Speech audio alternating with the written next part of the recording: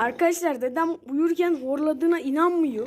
Onu inandırmak için video çekeyim dedim. Hem bundan yararlanarak TikTok'a video çekeyim dedim.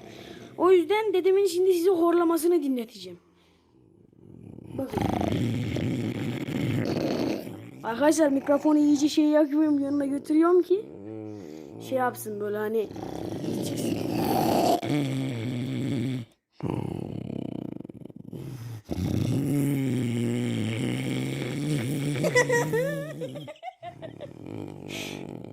Abi yok böyle bir şey.